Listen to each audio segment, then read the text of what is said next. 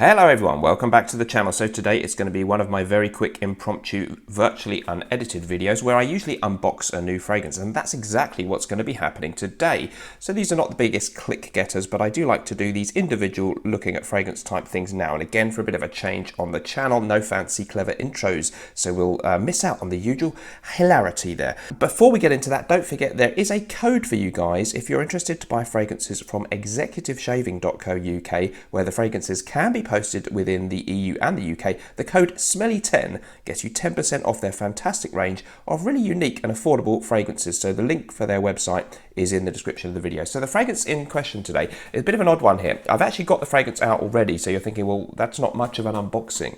You already unboxed it. But what I'm going to do, I've got the vintage version here, which I've had for a couple of years now. Oscar de la Renta Pour Louis, a 1980 release, but I've also now purchased the modern version, which I don't think I've ever, maybe I've tried it in a shop once, but it's been years, so I don't really know how that compares with my old vintage bottle there. So this fragrance is a really quite well-known, long-standing scent from the house of Oscar de la Renta. So as ever, with some, well, not as ever, but some of these videos, sometimes, what I do here is I give you a little bit of an insight into the fragrance house itself. So Oscar de la Renta was born in 1932 in the Dominican Republic, and he ended up studying fashion design in Madrid. And by the 1960s, he founded the house of Oscar de la Renta. He went on to great success in the 60s, 70s, 80s, 90s, and beyond. He's worked with other brands like Balmain, designing clothes for them too. Reputedly, he designed clothes for Jacqueline Kennedy and some of the first ladies, the wives of American presidents, amongst many, many other prestigious clientele. The first fragrance the house released was a female fragrance called Oscar, which is still well renowned today and well loved by a lot of people. That was a 1977 release. But let's talk about the fragrance in store for us today.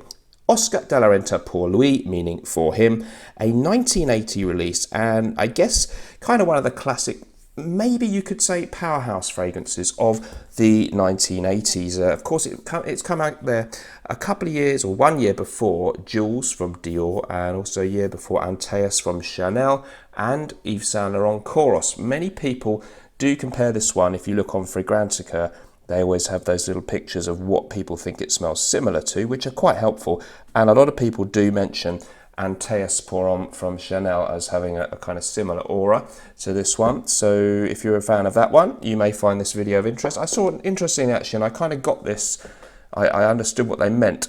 People have referred to verses from Versace 1991 release as having a similarity. And my vintage bottle has a similarity to this now discontinued gem from Versace, but I really don't know quite how the modern version is going to smell. So let's get stuck into it and we'll see how it smells. Let me know in the comments if you've got this fragrance either in the old or the new version. So we'll get the cellophane off. I got it on Amazon actually in the end, and I think it was £21, so it's remarkably affordable. This is a 90ml bottle. If you want the vintage one like I've got there with the rather nice leaflet that comes with it, those can be tricky to find, but it's not the world's most hyped or sought after fragrance. It's not like By Man from Dolce & Gabbana.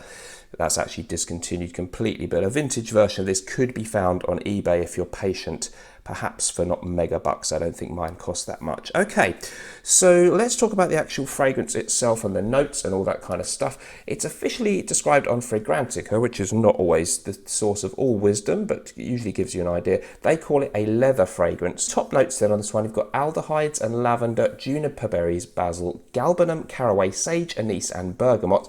In the mid, we have notes of carnation, patchouli, cinnamon, geranium, cedar, vetiver, and cyclamen. And the base notes are oak moss, leather, labdanum, sandalwood, and musk. So let's get stuck into the box. I've got the wrapping off. Oh, some people like to have the packaging in a bit more depth. So there's a long list of ingredients, which by law they have to have now on fragrances. Some other stuff on the bottom, which is not particularly fascinating to me. And the box is quite nice, but relatively rudimentary. So let's have a look at the fragrance. I quite like the bottle design on this. I think it's pretty, whoops, quite tight, isn't it? Pretty nifty, actually. I love that shade of blue there. I hope I can capture that reasonably well on the camera there. Not the best light, is it? Let's have a look. Okay, let's try that. It's a really, really nice shade of blue. That's the first thing. I like that a lot. It's sort of just getting towards navy blue, but a little bit brighter actually, which is much brighter than you get on the old vintage bottle, which is blue, darky, kind of dark green colour blue. So I've got to say I kind of like the modern bottle in a way more, although many vintage snobs out there may prefer to own the vintage version. So let's spray a little bit on a card and see how this baby smells. I like Antaeus from Chanel a lot, that I just mentioned, so if it smells in that kind of ballpark, we're in business. We'll do 3. Okay. You know what? It definitely has a real old school smell. I mean, if I just bought this on eBay as a vintage bottle and I sprayed that, I would think, yeah, that kind of smells how you expect a 25, 30-year-old juice to smell. And I don't mean that in a bad way. It's got that vintage smell, which is refreshing to smell. Speaking of refreshing, there is a freshness in the opening, so you would definitely sort of not argue with the fact that there's some bergamot in there. The juniper berry note, I'm getting to know that one a little bit, and I really get a bit of this classic, almost fougere-esque, fresh, bright, slightly green opening. There is definitely an underlying funk in this one. Leather seems to be the only... well, there's leather and musk, so both those notes can have a little bit of an animalic feel, and I'm picking up on a lot more of that than I actually thought that I might do, because I thought perhaps as it's a reissue, a lot of the older notes, like the real oak moss, can't be used. It might not smell quite as funky and old school as we thought, and perhaps some of us hoped. I think this really does have a very, very nice old school feel. I'll mention a few other fragrances that it's been described of, and I'm described as smelling like, and I think a couple of them ring rather true to my nostrils at this moment. So yeah, the list here on Fragrantica is saying Antaeus from Chanel, which I would do. There's a certain similarity. They're not a like-for-like swap. Van Cleef and Arpels Pour Homme. Yes, I do get that similarity. Quorum from Puig, which is a fair call as well. The Versace Versus is on there too.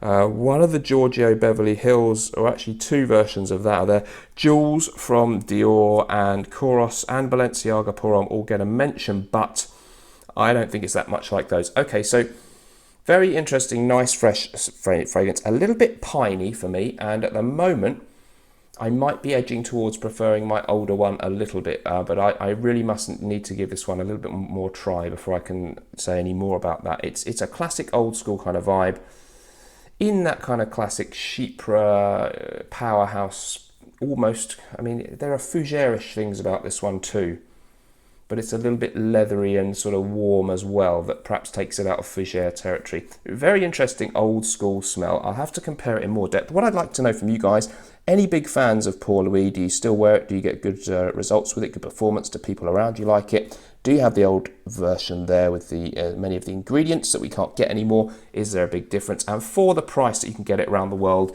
usually fairly inexpensive, is it still a good value bargain fragrance for us to look into? Thanks ever so much for joining me. Remember, whatever you're doing in life, let's project. I'll see you in the next video. Bye bye.